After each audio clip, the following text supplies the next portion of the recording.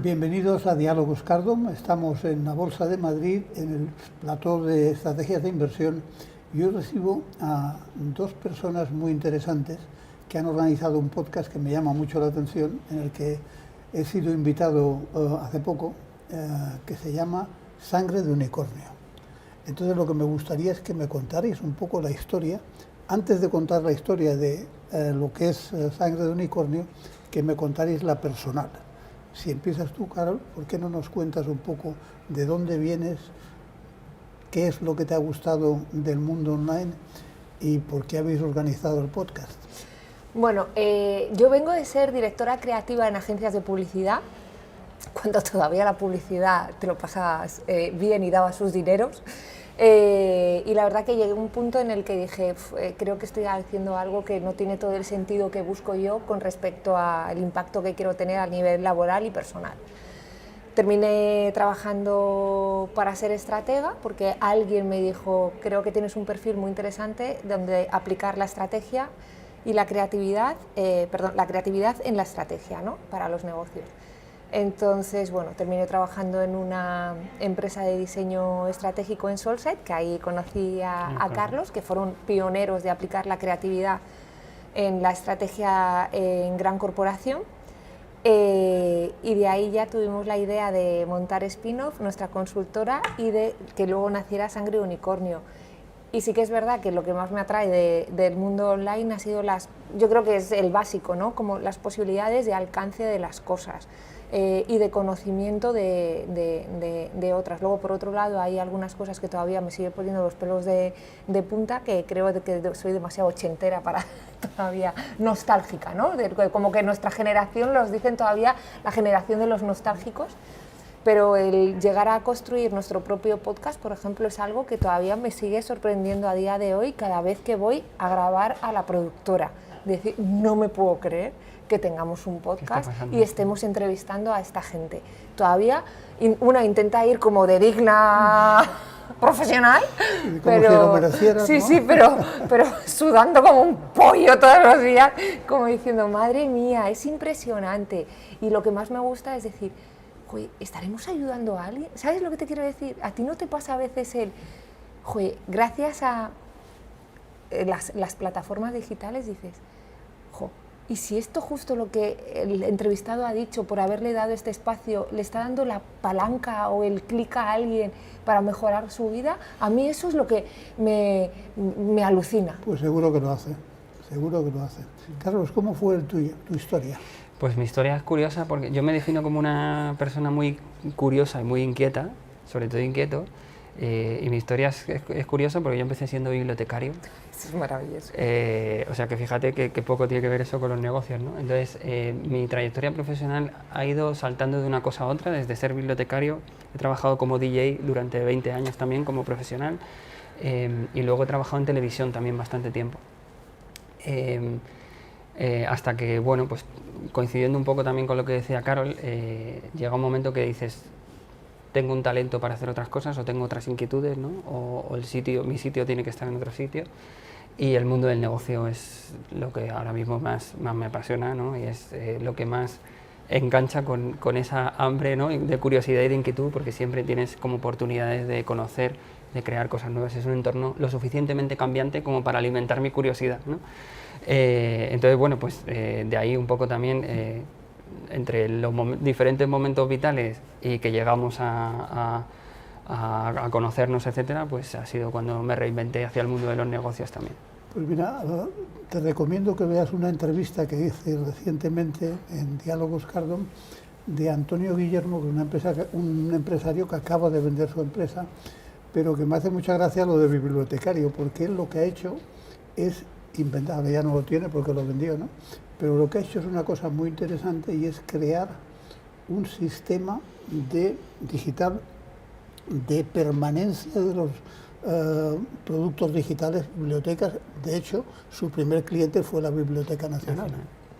Y básicamente lo ha vendido en el mundo entero, a Harvard, a MIT, a las mejores universidades del mundo, porque ha demostrado que es el que tenía la mejor solución, ¿no? Y luego lo ha vendido y ahora está buscando otros, ¿no? Pero una cosa que me llamó la atención es que tiene mucho que ver con lo del bibliotecario, que tú dices, oye, esto no tiene nada que ver con negocio, pues algo sí tiene. Bueno, de hecho yo agradezco mucho, o sea, yo estudié primero biblioteconomía y documentación y luego comunicación audiovisual, luego hice un máster en coaching también porque me certifiqué como coach, y es que cada cosa que he ido haciendo en mi vida ahora casa con un sentido espectacular en todo lo que hago y nos sirve tanto en nuestro día a día para acompañar a empresarios, a CEOs y a founders, que es asombroso. O sea, no sabes cuánto de todo lo que he aprendido y de esa parte de biblioteca que a lo mejor no es tan obvia, utilizo yo en mi día a día para un montón de cosas. Sí, la verdad que eso nos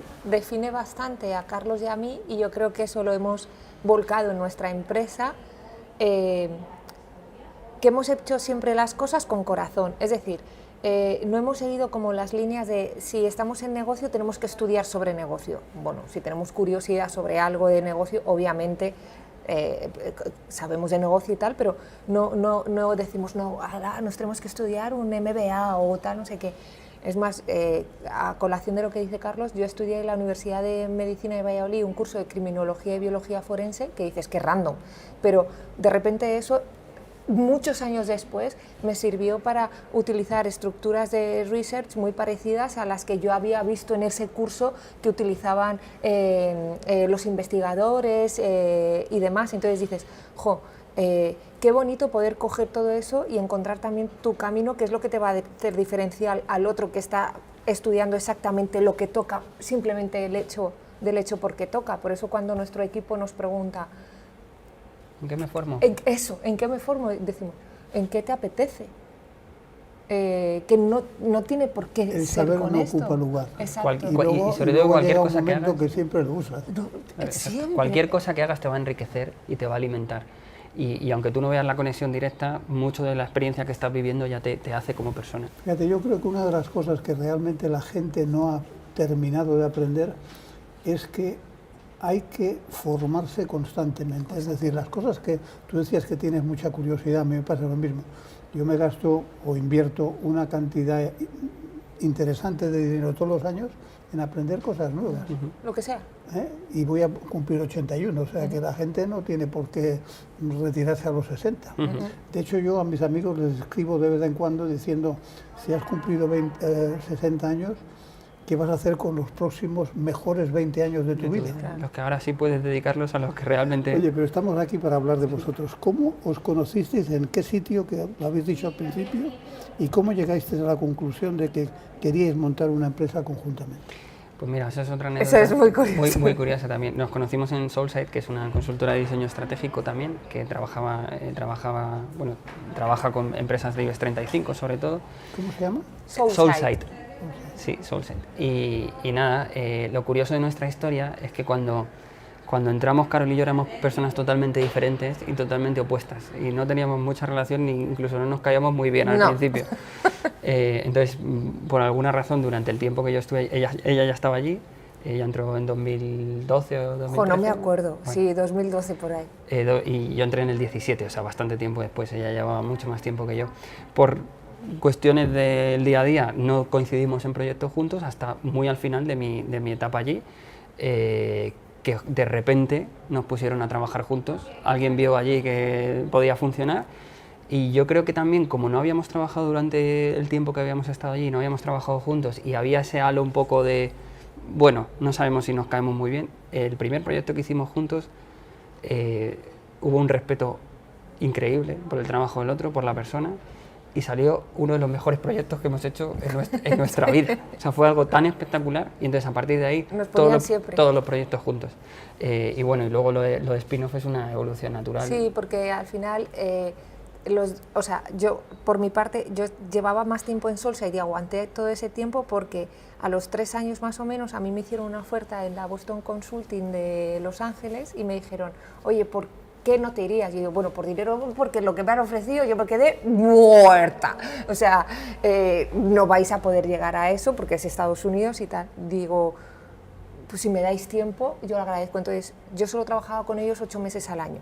me daban un mes de vacaciones y 3 de excedencia. Entonces yo aprovechaba y me iba a otros países, a otras ciudades del mundo, a colaborar en proyectos que a mí me parecía interesante por la razón que en ese momento me pareciera interesante. Entonces, para yo solventar esos 3 meses sin sueldo, hacía muchos freelance, siempre con respeto con respecto al negocio donde trabajaba y siempre con transparencia. Entonces empecé a trabajar con startups que no eran competencia del negocio que tiene Solside. Y entonces Carlos y yo ya llevábamos un tiempo dirigiendo juntos, como habíamos trabajado también dirigiendo juntos un máster. Entonces cada vez que cada uno de nosotros tenía un freelance que nos venía un poco por encima, es decir, no me da para hacerlo yo sola, de forma natural siempre contábamos el uno con el otro, y de esta manera empezamos a trabajar con startups. Y es curioso porque de una cosa que vino de muy orgánico, de repente hemos descubierto todo un modelo de negocio, que es algo que vino después y nos sorprendió, ¿no? Pero de repente empezamos a decir, ostras, si nos están llamando... Patrón. Es que aquí hay una necesidad que está sin cubrir, ¿no? Y eran siempre startups que están en proceso de crecimiento, que se están consolidando, que han pasado de ser un proyecto que empieza a un proyecto ya empresarial más fuerte, ¿no? Y como que había muchas faltas sobre todo lo que nosotros hacemos, que es marca, cultura y desarrollo de negocio, pues había faltas en cuanto a eso que nadie estaba ocupando, ¿no? La gran consultoría pues son unos presupuestos que ellos no pueden asumir, ¿no? Y lo que no es un presupuesto tan alto, pues a lo mejor no tenía el seniority que le podíamos estar ofreciendo nosotros, ¿no? Entonces hemos encontrado ahí un nicho de mercado. Y el entendimiento, porque al final, aunque las grandes consultoras, imagínate que por lo que sea lo pueden pagar, de repente nosotros que hemos tenido un baño de humildad también en eso, es que no es lo mismo gran corporación que startup. O sea, es que no es lo mismo. No es lo mismo, la gente se piensa que solo o en tiempos o en formatos, no, es todo un mundo totalmente distinto. Entender al emprendedor es un trabajo en sí mismo individual. Entonces nosotros hicimos el ejercicio ya no solo de gestionar bien un output en tiempos y económicamente para el emprendedor, sino también gestionar un output de qué es lo que realmente a ti te importa y es necesario para ti, que no es lo mismo para nada, porque mira, hoy hablábamos con un gran emprendedor que ha hecho un exit de 100 millones hace unos años, y es que decíamos, tienes los problemas de la gran corporación sin serlo todavía, y eso es una movida, porque luego tienes las necesidades de startup, como quien dice. Entonces, bueno, en estos casi 3 años, ¿no? Casi 4 años, hemos aprendido muchísimo y creemos que hemos llegado a un modelo que ayuda mucho al emprendedor, porque claro, luego está la cosa de... ¿Le habéis puesto nombre al modelo? No. Modelo. El nombre de la empresa, al modelo no tenemos algo... No. Pues os lo recomiendo. O sea, yo una de las cosas que les recomiendo a los emprendedores es que si realmente quieren tener una gran empresa, tienen que inventar un nuevo espacio y liderarlo. Y cuando estás hablando de proyectos, lo que tienes que hacer es crear una tendencia y ponerle un nombre. Porque una cosa que haces como consultora es consultora como cualquier otra. Pero si realmente le creas un nombre, es algo diferencial. Bueno, y además, si vosotros que sabéis de eso, porque sí, vienes del mundo de la publicidad, lo que tienes que pensarse es algo que tenga una vida propia. Estamos intentando liderar la conversación hacia... O sea, nosotros decimos que el futuro del emprendimiento está por reinventarse todavía. Ahora está cambiando mucho. Creo que estamos en ese momento incipiente de... va a cambiar bastante a lo que conocemos o a lo que se ha venido haciendo tradicionalmente, y estamos intentando liderar la conversación de lo que nosotros llamamos romper el manual del startupero, ¿no? del modelo de emprendimiento tradicional de los últimos 20 años, que tiene cosas muy buenas que han funcionado muy bien, pero sí que sobre todo desde el punto de vista de la escalabilidad a cualquier precio, ¿no? Pues nosotros no es una forma de trabajar o hacer negocios con la que nos estemos a gusto. Entonces, y que estamos encontrando a mucho emprendedor que eso son barreras más que el hecho, o sea, que tenga que seguir los pasos que dice ese manual han terminado siendo las principales barreras y las principales razones de cierre de esas startups. Sí. El mirar tanto para adelante que al final te dejas lo de los lados y o te desconectas de tu usuario y tu cliente o acabas con el equipo o no te rodeas de los inversores adecuados, ¿no?, para hacer crecer tu negocio, ¿no? Entonces, por lo menos sí que somos bastante conscientes y hemos hecho un ejercicio bastante responsable que es conocer muy bien al emprendedor y qué le pasa en esta etapa, ¿no? Intentar dar respuesta a cosas que no se estaban siendo cubiertas, ¿no? Porque eso, compras el manual del startupero, es crecer, escalabilidad, rendimiento, usuarios, cifras, tal. Entonces, muy bien lo que sirva, ¿no? Pero había otras cosas que estaban todavía sin hacer y hay que reivindicarlas y estamos intentando contarlo también. Bueno, yo creo que hay una necesidad clara, pero tienes que ser capaz de lo mismo que dicen esto de los americanos son tan buenos poniendo nombre, ¿no? Lean Startup. ¿Y qué narices es Lean Startup? Y no lo hacíamos antes cuando no existía Lean Startup. No, pero no lo hacía todo el mundo. Ahora lo que pasa es que lo firma. Ya. Yo creo que ponerle nombre es muy Pues americano. cogemos ese buen consejo. Enseguida lo Oye, contarme por separado. Sí. El mejor proyecto que hayáis hecho del que os habéis sentido más orgullosos, individualmente. Luego os preguntaré uno conjunto. Vale. ¿Quieres qué tal? Pues a ver, es que la verdad, mira, yo creo que me voy a quedar con el de Hola Coffee.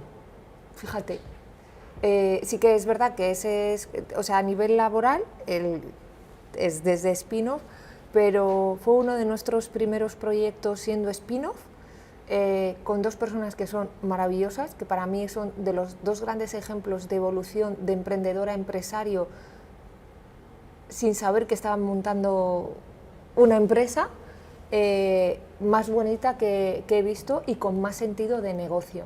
Me gusta mucho ese proyecto, lo disfruté un montón, la verdad. Me quedo con el de Hola Coffee. Pero ese ya es conjunto. Sí, claro, ese es conjunto. ¿Tú elegirías ese también o elegirías otro? Yo elijo otro porque tengo el de separados, que lo tengo muy claro porque a mí me pasó por encima, en el sentido de cuando trabajábamos en Solside, el primer proyecto que hice, una de mis áreas de especialidad es la cultura y el desarrollo de personas, ¿no?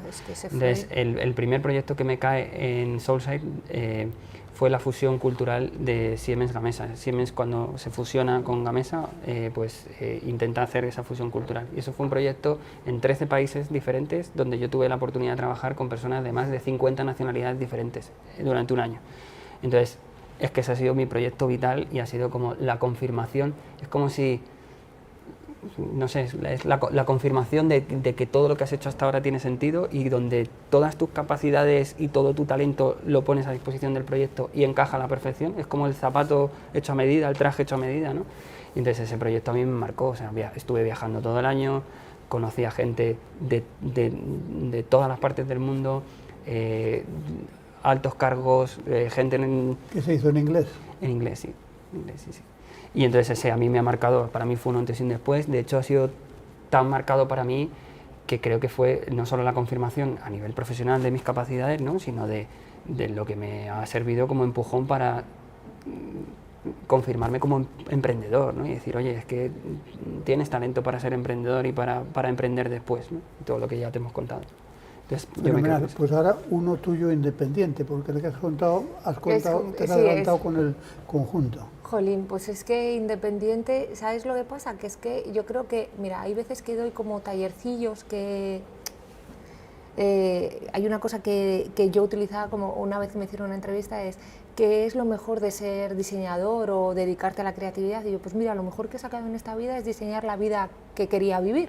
Y utilicé como ciertos procesos para interiorizarlos y hacerlo así. Entonces, de vez en cuando hago algún tallercito que es diseña la vida que quieres vivir, que no es ni de coaching ni nada, realmente es algo como muy enfocado a una estructura para que la gente entienda cómo todas esas capacidades que muchas veces les damos poca importancia o esos cursos tontitos que en principio parecen absurdos que nos hemos hecho, tienen todo el sentido como para encontrar la vida que uno quiere disfrutar. Entonces yo creo que eso a mí me gusta mucho, porque luego la gente, cuando cuento en esos talleres, pues eso, la estructura debido a que he tenido tanto tiempo que durante muchos años dejaba de trabajar y me iba pues a trabajar a un restaurante vegano, a hacer galletas en Canadá durante 2 meses, y yo era la persona más feliz del mundo haciendo eso, o me iba a Los Ángeles a colaborar con una agencia o lo que sea. Todo eso me lo he traído y he proyectado eso en este tipo de talleres, y luego mucha gente luego me ha escrito diciendo: me ayudaste a esto, gracias a esto tomé la decisión, gracias a esto me di cuenta, porque creo que lo peor que te puede pasar en esta vida es terminar tus días pensando que no has hecho nada de lo que te gustaba. Exacto. Y nosotros Oye, hay somos una cosa que muy coincidís los disfrutones de dos. eso. ¿Hasta qué punto es importante el aspecto internacional, el haber trabajado fuera de España? ¿Qué aporta?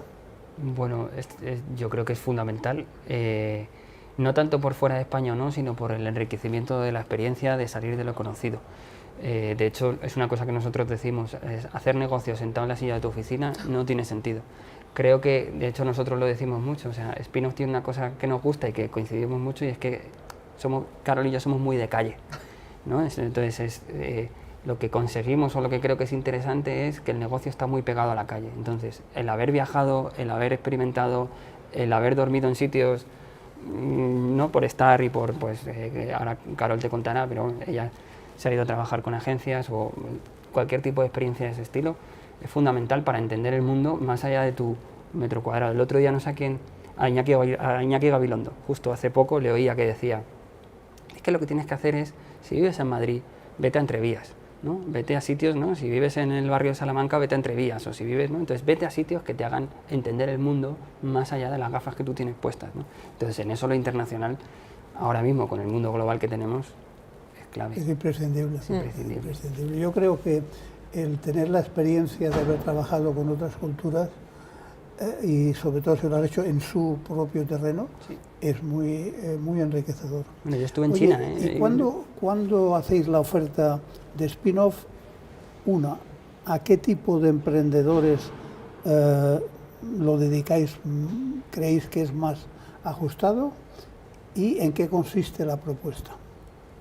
Mira, nosotros sobre todo la propuesta es a partir de aquellos emprendedores que tienen el product market fit encontrado, ¿vale? Es decir, tú ya sabes por qué te entra el dinero, empiezas a facturar algo y entiendes que en el mundo hay una necesidad que tú estás cubriendo y parece que tiene todo el sentido de existencia. Entonces, en este proceso, que ya has pasado ese valle de la muerte famoso, empiezas a decir: ostras, que esto funciona, y ahora ¿qué pasa, no? Entonces tú, el qué pasa es, vale, es que tienes que seguir creciendo y tienes un proceso de escalabilidad. Y en ese proceso de escalabilidad es donde entramos nosotros en diferentes estadios, pero sí o sí solo trabajamos con aquellas que tienen el product market fit encontrado.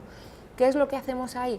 Es prácticamente lo que le decimos es: te ayudamos al fundador a convertirte en empresario. Es que no es fácil. Entonces, tienes que empezar a tomar decisiones de gestión. ¿En qué decisiones de gestión nosotros les ayudamos? En 3 pilares que ya después de mucho tiempo y de investigación nos hemos dado cuenta que son los pilares principales, porque al final en escalabilidad las startups cierran, que es saber cuál es tu posicionamiento de marca dentro del mercado. Es decir, es muy distinto la propuesta de valor, normalmente, en la gran mayoría, la propuesta de valor que te va a hacer crecer con la que empezaste, porque hasta ese momento eres el outsider, pero cuando tú creces eres parte del sector y los retos del sector empiezan a impactarte igual. Uno de los grandes ejemplos es el de la moda. Muchos se posicionaron desde la sostenibilidad, han llegado a ser parte del mercado, han mirado hacia los lados, cuentan exactamente lo mismo, con la misma ropa, con el mismo proveedor, con el mismo corte, y ahora dicen: ostras, ¿cómo nos diferenciamos, ¿no? La propuesta de valor no está bien encontrada, al igual que ni los arquetipos ni los territorios desde donde proyectarse. Entonces nosotros ayudamos ahí, ayudamos a cultura, eficiencia de equipo y procesos, y luego también ayudamos a estrategia de crecimiento de negocio. ¿Y cómo lo facturáis? ¿Lo facturáis por proyecto o lo facturáis por horas? Pues tenemos 2 modelos, que es un modelo de proyecto que puede ser una de las 3 patas o el proyecto completo donde hacemos un viaje, sí, bueno, que se puede combinar, vamos, porque es eso, no es desde nosotros, sino desde la necesidad del emprendedor. Y luego hemos creado también un modelo de suscripción. que básicamente una cosa que nosotros veíamos es que la consultoría tradicional se quedaba en el PDF y el PDF se quedaba en el cajón, y del PDF a la realidad del día a día, pues eso es una fiesta, ¿no? Entonces, lo que hemos hecho es retar nuestro propio modelo y que lo que nosotros te estamos proponiendo como entregable, ¿no?, luego se pueda llevar a la acción del día a día, ¿no? Entonces, en ese modelo de suscripción también nos hemos dado cuenta que las startups necesitan mucha más acompañamiento en el día a día y en la realidad, ¿no? Entonces, ese modelo es un modelo trimestral, que hacemos una evaluación al principio del trimestre de qué retos tiene la startup durante esos 3 meses y de qué manera nosotros le vamos a acompañar. Nos posicionamos como director de estrategia as a service, de alguna manera, ¿no?, y estamos al lado de los fundadores, ¿no?, para poder trabajar con ellos esos retos durante esos 3 meses, ¿no? Ahí hay diferentes niveles de aterrizaje, ¿no?, y de implicación, ¿no? Pues a veces son cosas incluso que tenemos que trabajar con sus equipos directamente, ¿no?, o el mínimo que es estar con ellos en la toma de decisiones. Y lo bueno de esto es, ¿qué pasa? Que al haber una revisión cada 3 meses, hay veces que el presupuesto sube, otras veces baja y otras veces dice, pues estos 3 o 6 meses vamos solos. Entonces, lo ven una gran ventaja este tipo de modelo de suscripción, la verdad. Porque, claro, tú en esa etapa todavía no te puedes permitir. Estás contratando a tu C-level de alguna manera, ¿no?, pero tienes que elegir muy bien. Si contratas al de marketing o al CFO, pues ya no te da para todos, ¿no? Entonces, es una manera de poder tener un acompañamiento de calidad y de alto nivel. Nosotros entramos a conocer tu startup casi como si fueras el founder, o sea, nos metemos bastante a fondo. Y entonces tienes un director de estrategia que te acompaña y que te está dando el nivel que necesitas para tu toma de decisiones. Y que hay una verdad un poco oculta, que qué pasa, que justo el perfil de diseñador estratégico, normalmente, y tú esto lo tienes que saber bien, cuando los inversores ponen su dinerito, quieren o desean que el founder sea el estratega. Entonces, les da a veces como mucha cosita decir, oye, es que necesito un director de estrategia porque yo sabía hacer de esto, y la estrategia la he llevado realmente de intuición, pero llega un punto en que, como decimos muchas veces, que un amigo nuestro, Pepe de Minimalist, lo dice, cuando la marca te pasa por encima, ahí eso es algo individual. Entonces, decir que no sabes de estrategia de tu propia marca o negocio a tus inversores, como que da un poco de cosita decir que necesitan utilizar el dinero para contratar a un director de estrategia. Y en vuestra experiencia, ¿lo hacéis mejor con hombres, con mujeres, con equipos, solitarios? Cuando el cliente es hombre, mujer o equipo. Wow, qué preguntón. Sí, la verdad, estoy pensando ahora. O sea, yo creo que no he notado gran diferencia. A ver, la mayoría son hombres. Yo he de decir que sí, que a lo mejor hombres, ¿no? Sí. Sí, ahora lo estaba pensando así. Que igual ahora me cae por todos los lados, pero... Hemos tenido, nos lo ponen más fácil. Sí, la mujer... ¿Y cuál es el punto? ¿Es el punto en cuanto ya han hecho el Product Market Fit y la primera ronda de financiación? Sí. Por ahí está, más o menos. Ahí está. Es en el momento en el que ya te empiezas a crecer. Y que tiene que gastarse el dinero bien. Exactamente, es justo. Y luego quiero hacer un apunte con respecto a los equipos. Suelen ser believers, porque si no, no entras en una startup al principio a trabajar, y eso lo sabemos así. Pero sí que es verdad que los equipos son muy creyentes, pero claro, no son un refuerzo todavía lo suficientemente potente para los fundadores, y sí que es verdad que luego es muy bonito cuando después de hacer el proyecto con nosotros implican al equipo, pero luego hay otras veces que tienen que tomar decisiones de que justo el equipo que tenían no era el que necesitaba. En algunos casos me imagino que la escalabilidad pasa por un rediseño de la plataforma de trabajo, etcétera. ¿Qué hacéis con la parte tecnológica? ¿La hacéis vosotros? ¿La subcontratáis? No, ¿O realmente nos metéis en eso? Nosotros nos metemos en dos cosas ahí. En todo lo que es crear las condiciones para que la tecnología se desarrolle. ¿Por qué? Porque nos hemos encontrado que muchos desarrollos tecnológicos o muchas innovaciones tecnológicas en las empresas se meten con calzador. Y ni la gente está preparada, ni tiene sentido porque no se han analizado procesos. Entonces, nosotros hacemos todo ese análisis de qué condiciones necesitas para que esa tecnología que quieres implantar funcione. Que, por ejemplo, ahora, pues evidentemente la IA, ¿no? Estamos en, oye, ¿qué condiciones necesitas, ¿no? Y a nivel tecnológico, hacemos eso, todo ese desarrollo de los porqués o los para qué, ¿no? Y luego todo lo que es el desarrollo más puro, pues eso, los que mejor entiendan de tecnología, además no tenemos ningún problema en decir hasta dónde sí, hasta dónde no, y en pedir ayuda cuando la necesitamos para que salga bien. Sí, lo que ahí, y cojo un poco esto para hablar un poco de ese famoso ecosistema que nosotros nos hemos curado para spin-off.